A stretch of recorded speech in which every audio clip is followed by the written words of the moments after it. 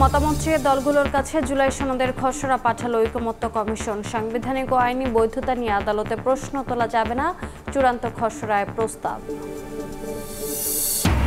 কক্সবাজারে গিয়ে হঠাৎ অসুস্থ সংস্কৃতি উপদেষ্টা, হেলিকপ্টারে আনা হয় ঢাকায়। রাজধানীর স্কয়ার হাসপাতালে চিকিৎসাধীন, আশঙ্কামুক্ত জানালেন স্বাস্থ্যের ডিজি। পাথর লুটপাটে কমেছে পর্যটক, ধস নেমেছে পর্যটন কেন্দ্রিক ব্যবসায়। সংকটে ভোলাগঞ্জের অর্থনীতি, আয় কমে গেছে সহস্রাধিক মানুষের। পাথর প্রতিস্থাপনে সড়কে ফেরার আশা। গাজীপুরে আগুনে পুড়ল ঝুট গোডাউন, ফায়ার সার্ভিসের 5 ইউনিটের 3.5 ঘন্টার চেষ্টায় নিয়ন্ত্রণে। পুড়েছে 4টি গুদাম, দাহ্য পদার্থ থাকায় বেগ পেতে হয় নেভাতে। এবং মেয়াদ শেষ হলেও বছরের পর বছর ঘুরে টাকা পাচ্ছেন না গ্রাহক। আস্থা কমতে থাকে 14 বছরে জীবন বীমায় পলিসি কমেছে 54 লাখ। উচ্চ ঝুঁকিতে 15টি কোম্পানির, সরকারকে এগিয়ে আসার তাগিদ।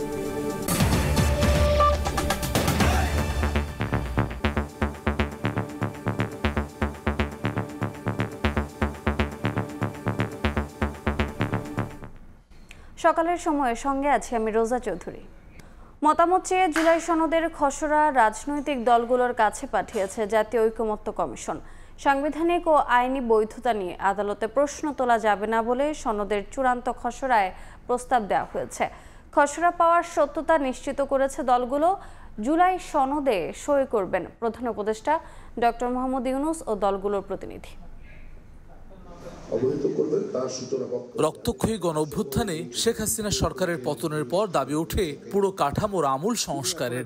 তারই ধারাবাহিকতায় 15 ফেব্রুয়ারি যাত্রা শুরু করে জাতীয় ঐকমত্য কমিশন। 2 দফায় দীর্ঘ 67টি বৈঠকে মৌলিক 19টি সংস্কারের মধ্যে সর্বসম্মতভাবে রাজনৈতিক দলগুলোর মধ্যে ঐকমত্য তৈরি হয় 9টি বিষয়ে। আর 10টি বিষয়ে বিএনপি ও সমমনা জোট এবং অন্যান্য দলের পূর্ণাঙ্গ অথবা আংশিক নোট অফ ডিসেন্ট সহই শেষ হয় কমিশনের বৈঠক। এর মধ্যে উল্লেখযোগ্য 70 অনুচ্ছেদ, প্রধানমন্ত্রীর একাধিক পদে না থাকা, উচ্চকক্ষে পেয়ার, রাষ্ট্রের মূলনীতি এবং তত্ত্বাবধায়ক সরকার গঠন প্রক্রিয়া।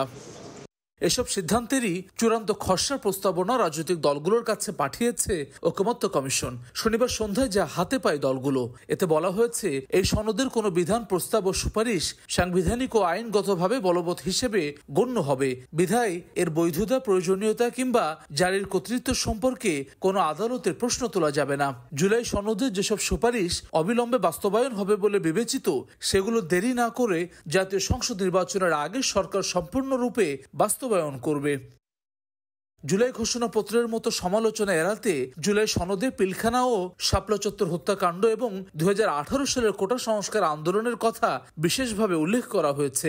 সনদের পটভূমি রাজনৈতিক ঐকমত্য হওয়া 84টি বিষয় এবং বাস্তবায়নের 8টি অঙ্গীকারনামা রাখা হয়েছে, যাতে স্বাক্ষর করবেন প্রধান উপদেষ্টা ডক্টর মোহাম্মদ ইউনূস এবং রাজনৈতিক দলগুলোর প্রতিনিধিরা।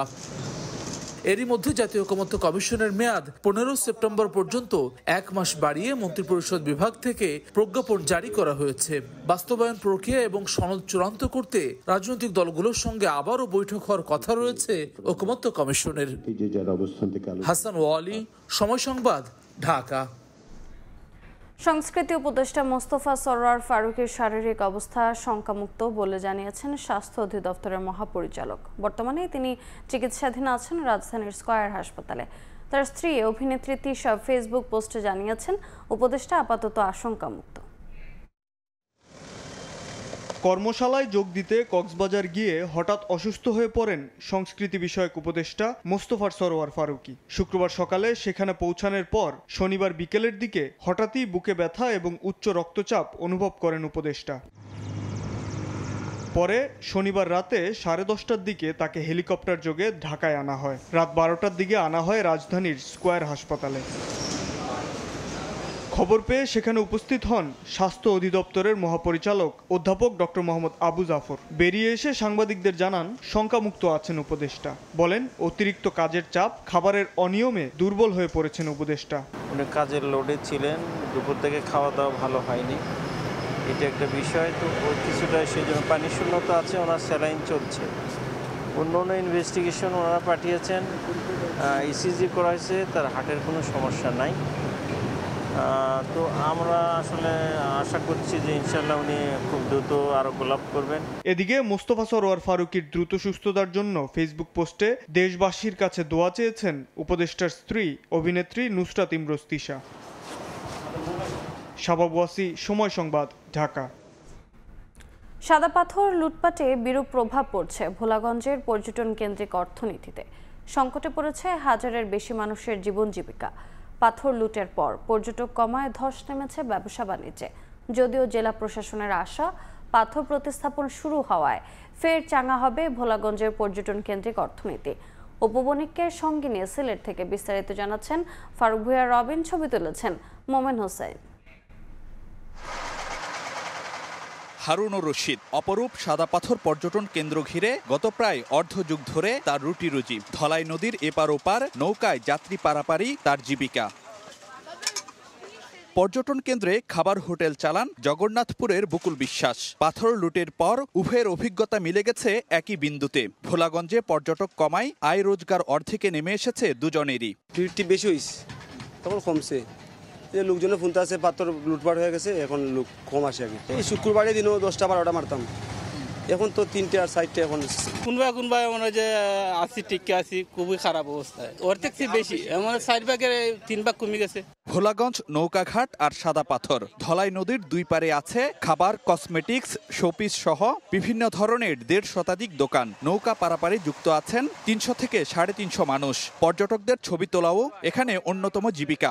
সব মিলিয়ে ভোলাগঞ্জে পর্যটন ঘিরে গড়ে উঠেছে হাজারো মানুষের কর্মসংস্থান। কিন্তু পাথর লুটের পর পর্যটন কমায় আয়ের টান পড়েছে সবারই। লোকজন একদম বন্ধ হয়ে গেছিল, লোক আসছিল না একবারই। তোমার সবাই ওদেরকে বেতন দিতে পারছি না। ব্যবসা বাণিজ্য একবারে মোটেই হইতেছে না এখন বর্তমানে, মানে কমিয়ে গেছে। পর্যটক আসলে ব্যবসা হয়, পর্যটক না আসলে আমাদের ব্যবসা নাই। অনেক জায়গায় দোকানপাট খালি, মানে এখানে আছে আপনার দোকান হাতে গোনা 15টা আছে, শুধু টুরিস্ট না আসার কারণে। আমরা 10 জন আসলে 5 জনের ইনকাম হয়েছে মোটামুটি, আলহামদুলিল্লাহ 5 জন হয়েছে না, এরকম চলতেছে। যদিও জেলা প্রশাসনের আশা পাথর প্রতিস্থাপন শুরু হওয়ায় আবারও স্বরূপে ফিরবে ভোলাগঞ্জের পর্যটন খাত। পাথর যে প্রতিস্থাপনের কাজটা, সেটা আসলে একেবারে সমগতিতে এগিয়ে চলছে। এটা একটা শ্রম সাপেক্ষ এবং সময় সাপেক্ষ বিষয়।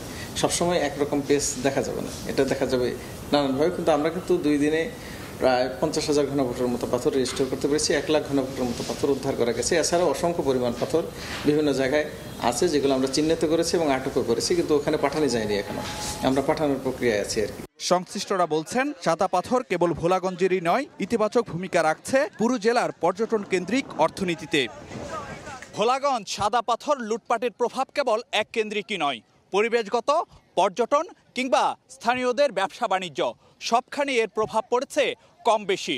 তবু স্থানীয়দের আশা আবারও আগের রূপে ফিরবে ভোলাগঞ্জ, ফের চাঙ্গা হবে পর্যটন কেন্দ্রিক অর্থনীতিও। ফারুক ভূঁইয়া রবিন, সময় সংবাদ, ভোলাগঞ্জ, সিলেট। ফায়ার সার্ভিসের 5টি ইউনিটের 3.5 ঘন্টার চেষ্টায় নিয়ন্ত্রণে এসেছে গাজীপুরের পুবাইলের ঝুট গুদামের আগুন। তবে পুড়ে গেছে 4টি গুদাম। স্থানীয়রা জানায় রাত 11:15টার দিকে হায়দ্রাবাদ এলাকার ঝুট ব্যবসায়ী কায়ুমের গুদামে প্রথমে আগুন লাগে, পরে পাশের আরও 2টো গুদামে তা ছড়িয়ে পড়ে। স্থানীয়রা প্রথমে আগুন নিয়ন্ত্রণের চেষ্টা চালায়। খবর পেয়ে টঙ্গী ফায়ার সার্ভিসের 3টি ও জয়দেবপুর ফায়ার সার্ভিসের 2টি ইউনিট একযোগে অগ্নি নির্বাপনের কাজ করে। তবে গুদামের ভেতরে ফেব্রিক্স সহ দাহ্য পদার্থ থাকায় আগুন নিয়ন্ত্রণে বেগ পেতে হয়েছে বলে জানায় ফায়ার সার্ভিস। এ সময় 4টি গুদাম ও বিপুল পরিমাণ মালামাল পুড়ে গেছে। এ ঘটনায় এখন পর্যন্ত কোনো হতাহতের ঘটনা ঘটেনি। আগুন লাগার কারণ ও ক্ষয়ক্ষতির পরিমাণ সম্পর্কে এখন পর্যন্ত জানা যায়নি।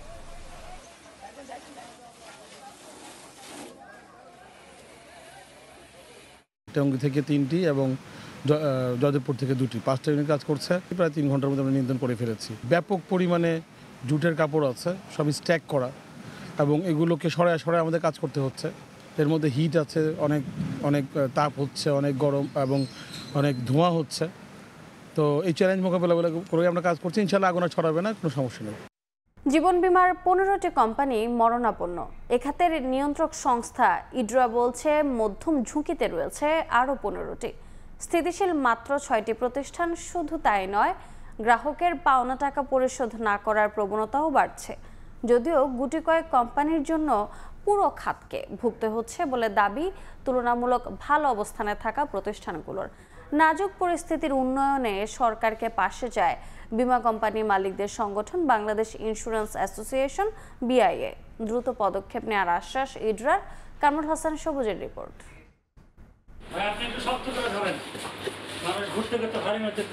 রাজধানীর বিজয়নগরে একটি বিমা কোম্পানির প্রধান কার্যালয়ে ঢুকতেই শোনা গেল একজন গ্রাহকের এমন ক্ষোভের কথা। প্রতিষ্ঠানটির সিনিয়র ভাইস প্রেসিডেন্টের কক্ষে ঢুকতেই বোঝা গেল 2021 সালে মেয়াদ শেষ হয়েছে। সেই বিমার টাকার জন্য এখনো ঘুরছেন একজন গ্রাহক।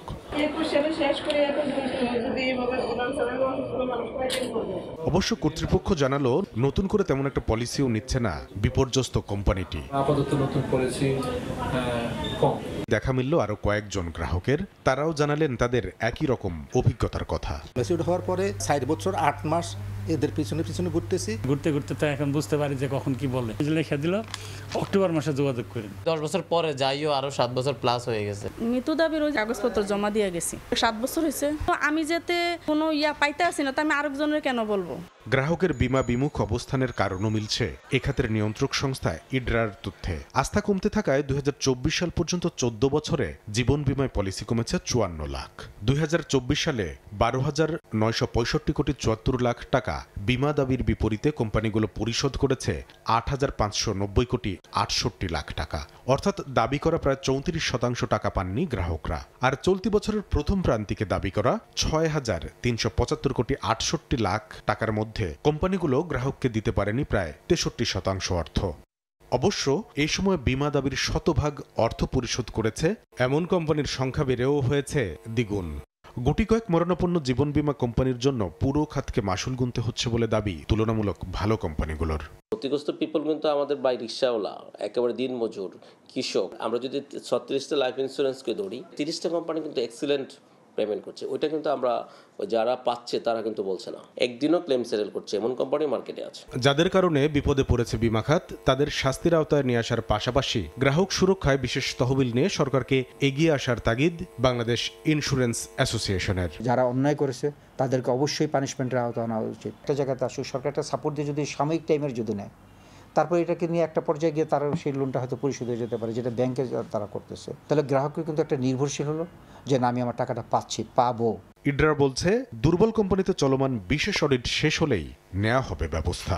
আইডিআর এর পর্যবেক্ষণে লাইফের মোট 15টি কোম্পানি উচ্চ ঝুঁকিতে রয়েছে, 15টি মধ্যম ঝুঁকিতে রয়েছে। কিছু বিশেষ অডিটের ব্যবস্থা করেছে। প্রাপ্ত তথ্যের ভিত্তিতে এই কোম্পানিগুলোর বিরুদ্ধে ক্লেম সেটেলমেন্টের জন্য ব্যবস্থা নেওয়া হবে। দেশে মোট 36টি জীবন বীমা কোম্পানির মধ্যে শেয়ার বাজারে তালিকাভুক্ত রয়েছে 15টি প্রতিষ্ঠান। কামরুল হাসান সবুজ, সময় সংবাদ। অভ্যন্তরীণ থেকে আন্তর্জাতিক বিমানবন্দরে রূপ পাচ্ছে কক্সবাজার বিমানবন্দর। আগামী 2রা অক্টোবর থেকে এই বিমানবন্দরে সমুদ্রের বুক ছুঁয়ে ওঠানামা করবে আন্তর্জাতিক ফ্লাইট। রানওয়ে পুরোপুরি প্রস্তুত হলেও বিমানবন্দরটির গুরুত্বপূর্ণ কিছু কাজ এখনও বাকি, আর নির্ধারিত সময়ের আগে তা শেষ করতে কাজ চলছে বেশ জোরে সোরে। মোহাম্মদ ফরাজের ক্যামেরায় বিস্তারিত জানাচ্ছেন সুজাউদ্দিন রুবেল।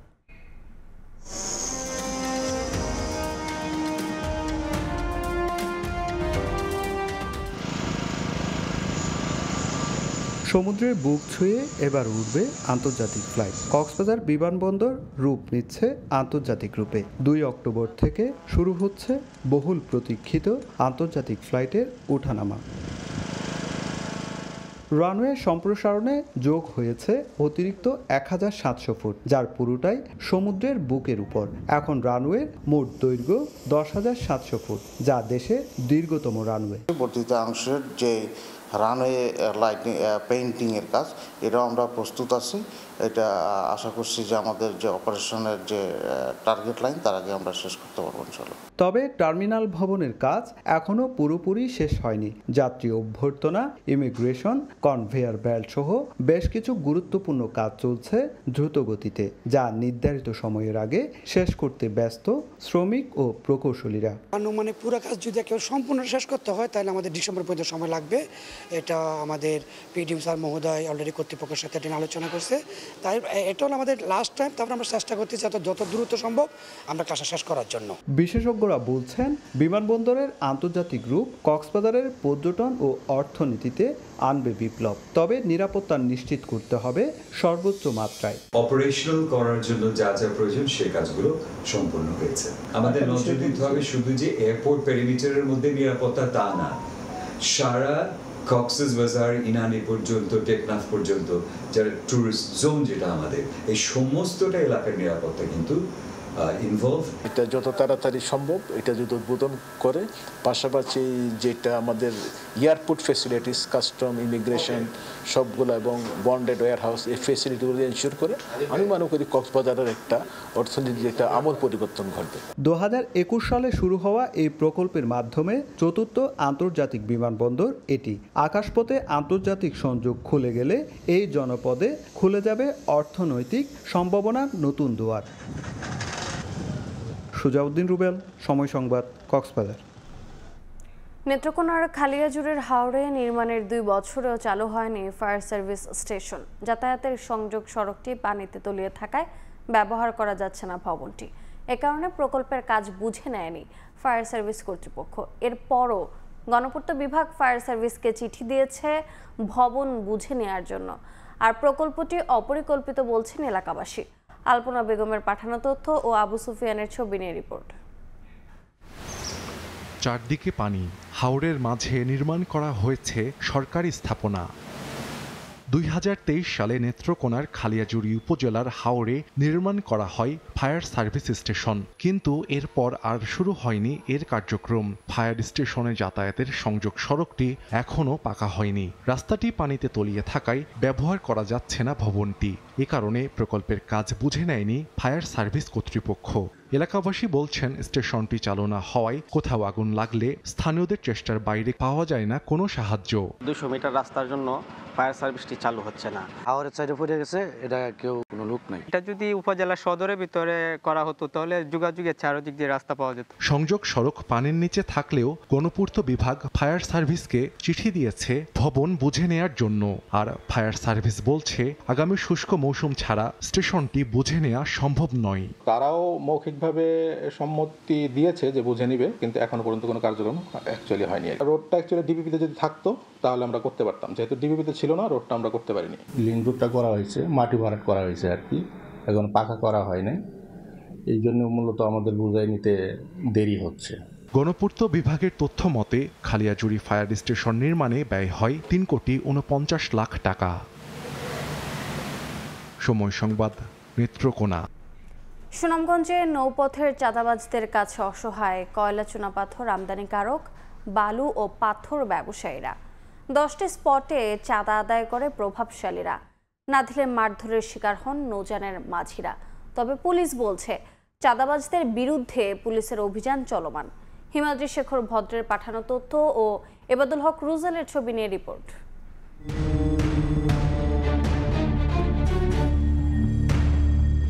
সুনামগঞ্জের তাহিরপুরের বড়ছড়া, চারাগাঁও, বাগলি ও ছাতকের সোনালী জেলা শুল্ক স্টেশন দিয়ে ভারতের মেঘালয় থেকে আমদানি করা হয় চুনাপাথর ও কয়লা। এরপর পাটলাই নদীতে এনে বড় নৌকায় লোড করে ঢাকায় পাঠানো হয়। নৌকাগুলো পাটলাই, বৌলাই, সুরমা, কালনী, কুশিয়ারা, ভৈরবের মেঘনা, নারায়ণগঞ্জের শীতলক্ষা হয়ে ঢাকার বুড়িগঙ্গা নদী পাড়ি দেওয়ার সময় চাঁদাবাজদের কবলে পড়ে। মাঝিদের অভিযোগ, এসব নদীর 8টি স্থানে চাঁদাবাজির শিকার হয় নৌযানগুলো। একটি বাল্ক হেডকে 80,000 টাকা পর্যন্ত চাঁদা দিতে হয়। প্রতিটি স্পটে ছোট ছোট নৌকায় বসে থাকে চাঁদাবাজরা। এমনকি পণ্যবাহী নৌযানগুলো নদী অতিক্রমের সময় টাকা দিতে হয় স্থানীয় প্রভাবশালীদের। আমরা নদীপথে থাকি, তারা মনে করেন যে সন্ত্রাস উঠে, চাঁদাবাজ উঠে, তাদেরকে আমরা টাকা পয়সা দিয়ে আসে, আমরা এই সময়গুলো আমরা অতিক্রম করি। প্রতি নৌকা 2,000 টাকা, বেডাব্লুর পরে লাগে আরো 4,000 টাকা। ওই যে খালগুলা মানে খুঁজে দেওয়া হয়তো তাহলে আরো ভালো হইতো, আমাদের কেরিং খরচা অনেক কম হইতো আর আমরা অনেক বৃদ্ধি পাইতাম। এখন ব্যবসা করে তো ব্যবসায়ীরা কোনো লাভ পাইতেছে না। চাঁদাবাজির কারণে নৌযান মালিক, শ্রমিক, ব্যবসায়ী ও আমদানিকারকরা বছরের পর বছর ক্ষতিগ্রস্ত হচ্ছেন, অথচ দীর্ঘ এই পথে নেই পর্যাপ্ত নৌটহল।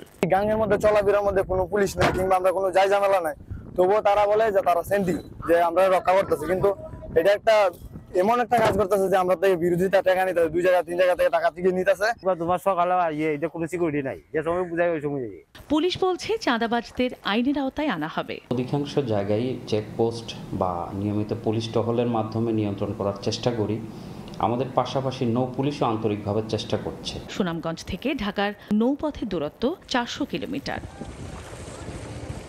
সময় সংবাদ, সুনামগঞ্জ। সকালের সময় আরও থাকছে। ট্রাম্পের সঙ্গে বৈঠকে দোনবাস অঞ্চলের পূর্ণ নিয়ন্ত্রণ চেয়েছেন পুতিন। বিনিময়ে খেরসন ও ঝাপোরিঝিয়ায় যুদ্ধ থামানোর প্রতিশ্রুতি, আলোচনার উদ্যোগের প্রশংসায় বিভিন্ন। দীর্ঘদিন সংস্কারের অভাবে চলাচলের অনুপযোগী হয়ে পড়েছে ময়মনসিংহের তারাকান্দা ধোবাউড়া সড়ক। 30 কিলোমিটার দীর্ঘ সড়কের বেশিরভাগ অংশে সৃষ্টি হয়েছে ছোট বড় গর্ত। এ কারণে বৃষ্টিতে পানি জমায় দুর্ভোগ আরও বেড়েছে, এমনকি প্রায়ই ঘটছে ছোট বড় দুর্ঘটনা। তবে আগামী 2 মাসের মধ্যে সংস্কার শুরুর আশ্বাস এলজিইডির। হোসেন আলীর ছবিতে ওবেদুল হকের রিপোর্ট। সড়কের বিভিন্ন স্থানে বড় বড় গর্ত, খানাখন্দে ভরা সড়কে বৃষ্টির পানিতে সৃষ্টি হয়েছে জলাবদ্ধতা। ময়মনসিংহ থেকে তারাকান্দা হয়ে সীমান্তবর্তী উপজেলা ধোবাউড়া যাওয়ার একমাত্র সড়কের বেহাল দশা। দীর্ঘদিন সংস্কার না হওয়ায় বেশিরভাগ অংশে কার্পেটিং উঠে সৃষ্টি হয়েছে খানাখন্দ। চলতি বর্ষা মৌসুমে গর্তে জমে থাকা পানিতে সড়কটি চলাচলের অনুপযোগী হয়ে পড়েছে। এতে যাতায়াত ও কৃষিপণ্য পরিবহনে বাড়ছে খরচ, এমনকি প্রায়ই দুর্ঘটনা ঘটায়, নষ্ট হচ্ছে যানবাহনের যন্ত্রাংশ। তারাকান্দা গেলে 15 মিনিট লাগতো, এখন মনে হয় যে 45 মিনিট সময় লাগে। একটু পরে পরে গাড়ি ব্রেক করানো লাগে, আর গাড়ি কাটতে পরে অটোতে তো যাওয়াই যায় না, অটো খালি প্রায় উল্লে যা। তো অসুস্থ হইলে হসপিটালে নেওয়ার মতো কোনো পরিবেশ হয় না, কারণ কোনো গাড়ি গুড়ি চলতে পারে না। এলজিইডি বলছে আগামী 2 মাসের মধ্যে নেওয়া হবে সংস্কারের উদ্যোগ। মেইনটেন্যান্স থেকে অলরেডি অর্থ বছরেই আমরা কার্যক্রম শুরু করব। 2 মাসের মধ্যেই আমরা কাজটাই শুরু করতে পারবো ইনশাআল্লাহ। প্রতিদিন 1 লাখের বেশি মানুষ এ সড়ক ব্যবহার করেন। ওবায়দুল হক, সময় সংবাদ, ময়মনসিংহ। ঢাকা সিলেট মহাসড়কের কল্যাণপুর এলাকায় একটি বাঁক এখন মরণ ফাঁদে পরিণত হয়েছে। প্রতিনিয়ত ঘটছে দুর্ঘটনা, প্রাণ হারাচ্ছে মানুষ। গত 1 বছরে এখানে অন্তত 5 জনের মৃত্যু হয়েছে। স্থানীয়রা বহুদিন ধরে এ বাঁক সোজা করার দাবি জানালেও ব্যবস্থা নেয়নি সংশ্লিষ্ট কর্তৃপক্ষ। তবে জেলা প্রশাসন বলছে মহাসড়কের 6 লেনের চলমান প্রকল্পের অংশ হিসেবেই বাঁক সোজা করা হবে। রাশেদ আহমদ খানের তথ্য, ছবি নিয়ে রিপোর্ট। ঢাকা সিলেট মহাসড়কের হবিগঞ্জের বাহুবল উপজেলার কল্যাণপুর এলাকা দেখতে সাধারণ একটি বাঁক হলেও স্থানীয়দের কাছে এটি মৃত্যু ফাঁদ। গত 1 বছরে এখানে সড়ক দুর্ঘটনায় প্রাণ হারিয়েছেন 5 জন। বাঁকের পাশেই রয়েছে মন্দির, মসজিদ, স্কুল সহ একাধিক প্রতিষ্ঠান। এটি সোজা করতে জেলা প্রশাসন নির্বাহী আদেশ দিয়েছে, তারপরও কোনো উদ্যোগ নেয়নি সড়ক বিভাগ। বিক্ষুব্ধ এলাকাবাসীও দীর্ঘদিন ধরে আন্দোলন করে আসছেন। 7 বছর পরে আমি একটি মেয়ে পাইছিলাম, আমার এই মেয়েটা মারা গেছে। মিতালি গাড়ি মারা গেছে, তারপর আমিও ছিলাম অজ্ঞান, আমি কইতে পারি না, আমরা সবাই ডাক্তারের কাছে নিয়ে গেছে। এখানে প্রায় 20টা অ্যাক্সিডেন্ট ঘটছে, তার মধ্যে 5 জন নিহত হয়েছে। আমরা অনুরোধ করি যাতে এই জিনিসটা সোজা হয়। পাকা রাস্তা চাই না, আমরা সোজা রাস্তা চাই। তবে 6 লেন প্রকল্পের অধীনে শিগগিরই বাঁক সোজা করা হবে বলে জানান জেলার শীর্ষ কর্মকর্তা। বাঁক থাকার কারণে এখানে প্রায় দুর্ঘটনা হয়। এই দুর্ঘটনা রোধকল্পে এই বাঁকটা সোজা করা প্রয়োজন। এই সোজাকরণের জন্য আমি অলরেডি সড়ক ও জনপথ বিভাগের সাথে কথা বলেছি। এটা আশা করি এটা যে বাঁকটা আছে এটা সোজা করা সম্ভব হবে। 226 কিলোমিটার ঢাকা সিলেট মহাসড়কের হবিগঞ্জ অংশের দূরত্ব 82 কিলোমিটার। সময় সংবাদ, হবিগঞ্জ। দেখছেন সকালের সময়।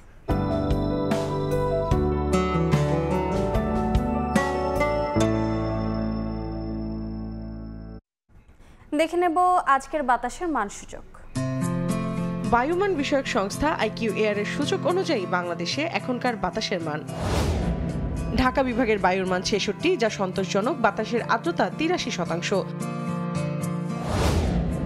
চট্টগ্রাম বিভাগে বায়ুর মান 52, এটিও সন্তোষজনক, বাতাসের আর্দ্রতা 91। রাজশাহী বিভাগে বায়ুমান 99, যেটি সন্তোষজনক, আর্দ্রতা 84।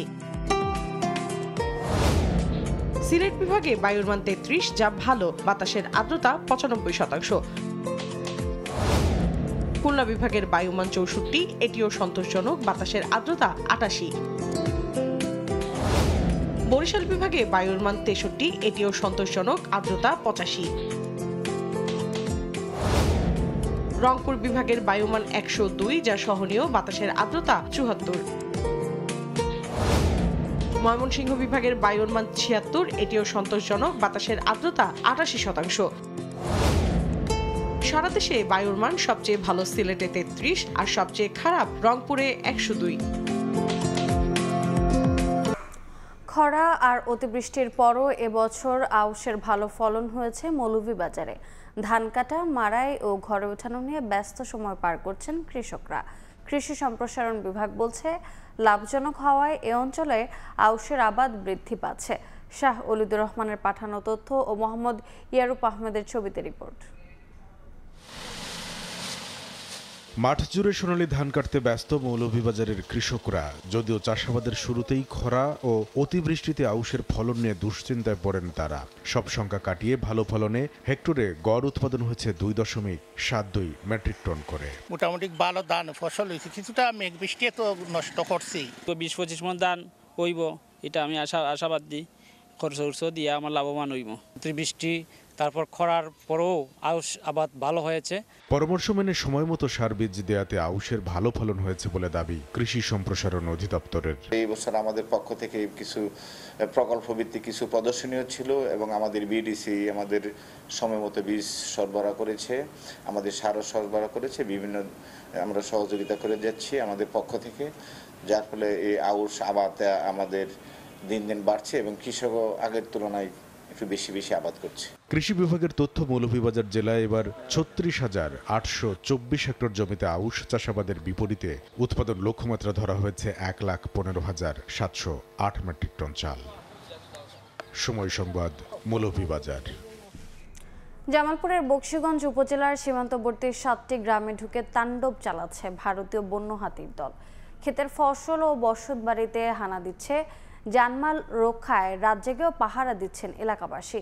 এ অবস্থায় সরকারি সহায়তার দাবি তাদের, তবে শিগগিরই ব্যবস্থা নেওয়ার আশ্বাস উপজেলা প্রশাসনের। জাহাঙ্গীর আলমের পাঠানো তথ্য ও আবুল কালাম আজাদের ছবি নিয়ে রিপোর্ট। দিয়েছে হাতি, তাদের তাড়াতে নানা কৌশল নিচ্ছেন এলাকাবাসী। দীর্ঘদিন ধরে জামালপুরের বকশীগঞ্জ উপজেলার সীমান্তবর্তী ধানুয়া কামালপুর ইউনিয়নের 7টি গ্রামে বিভিন্ন সময় প্রবেশ করে বন্য হাতির দল। খাবারের সন্ধানে ভারতের সীমানা পেরিয়ে এসব হাতি একই সঙ্গে ক্ষেতের ফসল ও বসতবাড়ি নষ্ট করে, এমনকি অনেক সময় তাদের আক্রমণে হতাহতের ঘটনাও ঘটেছে। বর্তমানে আবারও হাতিগুলো বাংলাদেশে প্রবেশ করায় আতঙ্কে আছেন হাজারো বাসিন্দা।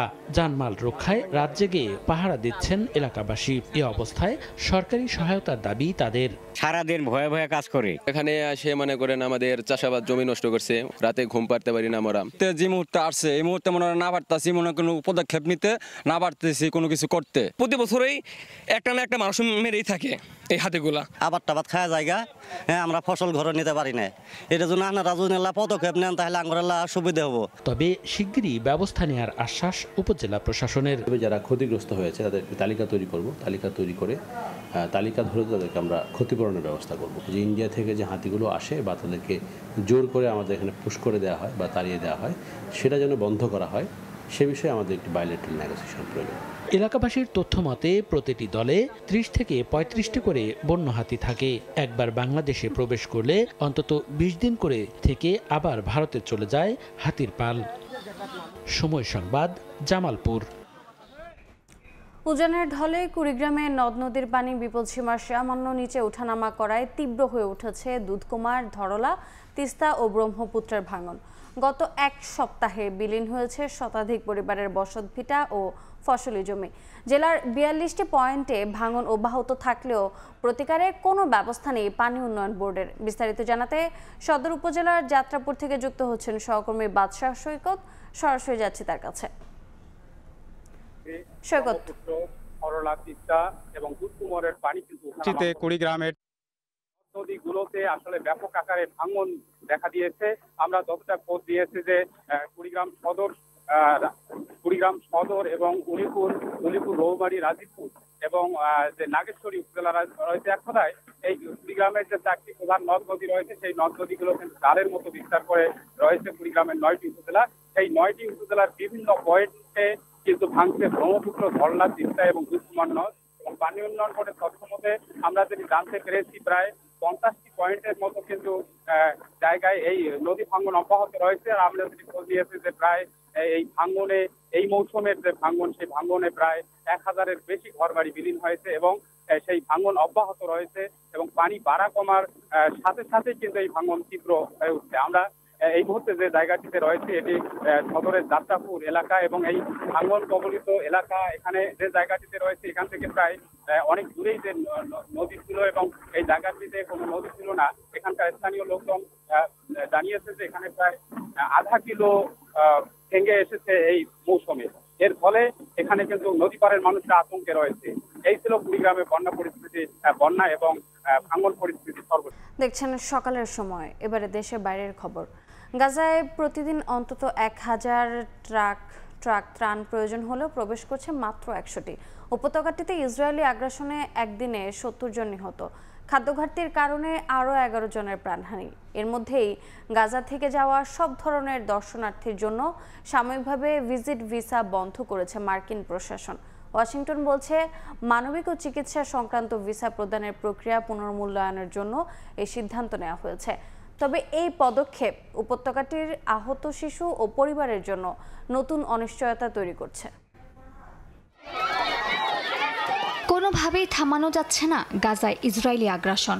বর্তমানে গাজাবাসী মৃত্যুর চেয়ে বেশি ভয় পায় ক্ষুধা খেয়ে। গাজায় অবরোধ ও হামলার কারণে খাদ্য সংকট চরমে। মেডিকেল চ্যারিটি MSF জানিয়েছে ইসরায়েলি ত্রাণ কেন্দ্রগুলো মৃত্যুর এলাকা হিসেবে রূপ নিয়েছে। জাতিসংঘের তথ্য অনুযায়ী গেল 27 মে থেকে 13 আগস্ট পর্যন্ত 1760 জন ফিলিস্তিনি ত্রাণ সংগ্রহ করতে গিয়ে নিহত হয়েছেন। স্থানীয় সময় শনিবারও ইসরায়েলি আগ্রাসনে বেশ কয়েকজন ফিলিস্তিনি প্রাণ হারান।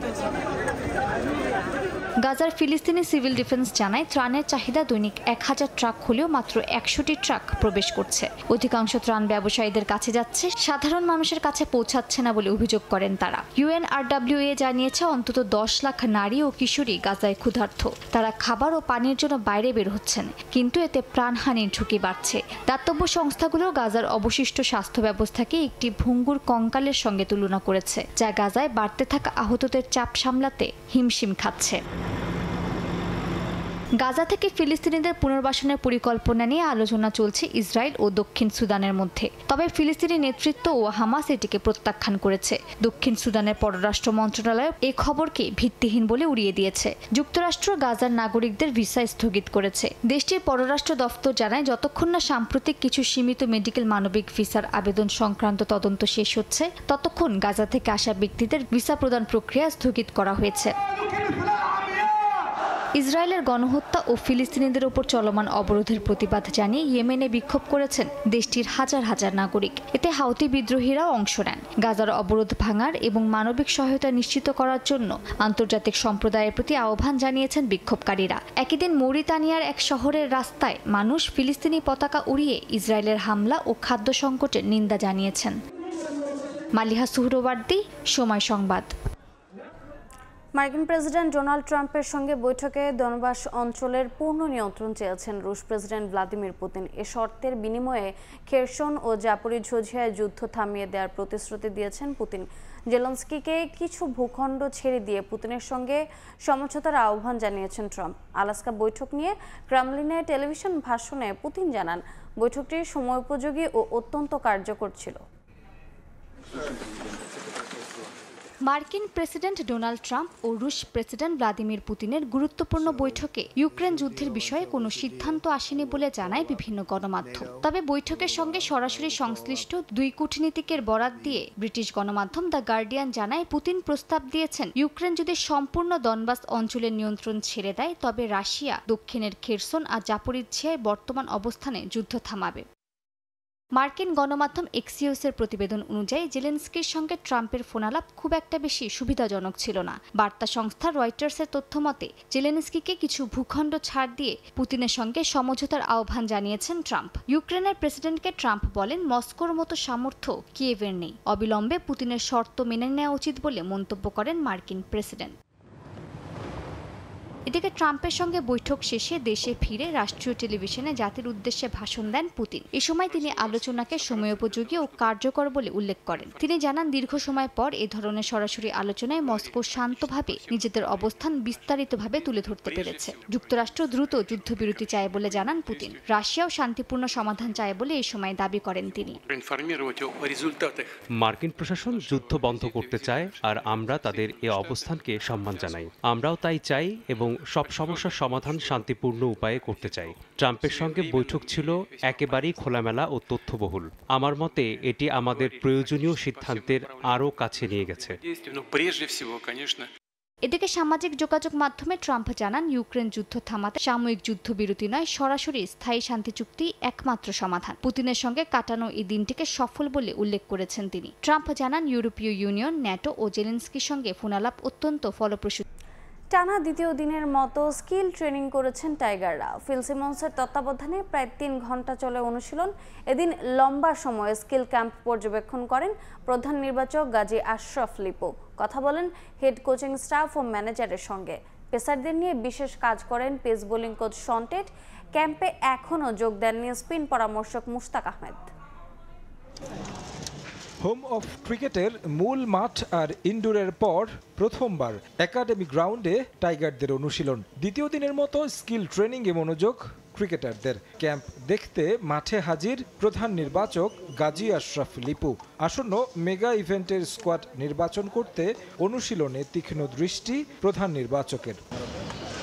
প্রধান কোচ আর টিম ম্যানেজার নাফিস ইকবালের সঙ্গে দীর্ঘ সময় আলাপ চলে লিপুর। ছুটে গেছেন সিনিয়র সহকারী কোচ মোহাম্মদ সালাউদ্দিনের কাছেও। এশিয়া কাপের আগে ঘোষণা করতে হবে নেদারল্যান্ড সিরিজের স্কোয়াডও, সেটা নিয়েই হয়তো আলাপ সারলেন সাবেক অধিনায়ক। স্কিল ক্যাম্পের দ্বিতীয় দিনে বিশেষ মনোযোগ টপ অর্ডার ব্যাটারদের নিয়ে। যে কোনো টুর্নামেন্টের আগে তোড়জোড় শুরু হয় সৌম্য সরকারকে নিয়ে। ব্যতিক্রম নয় এবারও। এশিয়া কাপের আগে ব্যাকআপ ওপেনারের চিন্তায় বাঁহাতি, তাই তাকে নিয়ে কোচিং স্টাফদের বাড়তি মনোযোগ। 2 দিন ধরে জাতীয় দলের সঙ্গে কাজ শুরু করেছেন পাওয়ার হিটিং কোচ জুলিয়ান উড। তার দেয়া দীক্ষা নেটে কাজে লাগালেন লিটন দাস। পাওয়ার হিটিংয়ের চেষ্টা টাইগার অধিনায়কের। নাহিদ রানা, তাসকিনদের বিপরীতে বড় শট খেললেন ডানহাতি ব্যাটার। একই নেটে ব্যাট করেন 2 ওপেনার পারভেজ ইমন এবং তানজিদ তামিম। বড় শট খেলেন 2 ব্যাটার। কাছে দাঁড়িয়ে দেখছিলেন সিনিয়র সহকারী কোচ মোহাম্মদ সালাউদ্দিন। মাঝে মধ্যে ভুলগুলো শুধরে দিচ্ছিলেন। শন টেটের বিশেষ ক্লাসে পেসাররা। অজি কোচ দায়িত্ব নেয়ার পর পেসারদের নিয়ে বাড়তি কাজ চোখে পড়ার মতো। শরীফুলের সঙ্গে সম্পর্ক ছিল বিপিএল থেকে। চিটাগং কিংসের বোলিং কোচ থাকায় তাকে চেনেন আগে থেকে। তাসকিন, মোস্তাফিজদের নিয়ে দেখা গেল কাজ করতে। নাহিদ রানাও নজর এড়ায়নি গুরুর। ভালো বলটার জন্য পেয়েছেন প্রশংসাও। আগামী মাসে আরব আমিরাতে বসতে যাচ্ছে এশিয়া কাপ। কন্ডিশনের বিবেচনায় বাড়তি পরিশ্রম করতে হচ্ছে ক্রিকেটারদের। 20 আগস্ট সিলেটে যাওয়ার আগে আরও 2 দিন স্কিলের কাজ করবেন লিটনরা। রোববার থেকে যোগ দেওয়ার কথা স্পিন পরামর্শক মুশতাক আহমেদ, থাকবেন মনোবিদ। তারেক হাসান শিমুল, সময় সংবাদ, ঢাকা। এ পর্যায়ে শীর্ষ সংবাদগুলো জানিয়ে দিচ্ছি আরেকবার। মতামত চেয়ে দলগুলোর কাছে জুলাই সনদের খসড়া পাঠানোর ঐকমত্য কমিশন। সাংবিধানিক ও আইনি বৈধতা নিয়ে আদালতে প্রশ্ন তোলা যাবে না, চূড়ান্ত খসড়ায় প্রস্তাব। কক্সবাজারে গিয়ে হঠাৎ অসুস্থ সংস্কৃতি উপদেষ্টা। হেলিকপ্টারে আনা হয় ঢাকায়। রাজধানীর স্কয়ার হাসপাতালে চিকিৎসাধীন। আশঙ্কামুক্ত জানালেন স্বাস্থ্যের ডিজি। এবং পাথর লুটপাটে কমেছে পর্যটক, ধস নেমেছে ব্যবসায়। সংকটে ভোলাগঞ্জের অর্থনীতি, আয় কমে গেছে সহস্রাধিক মানুষের। সাদা পাথর প্রতিস্থাপনের স্বরূপে ফেরার আশা।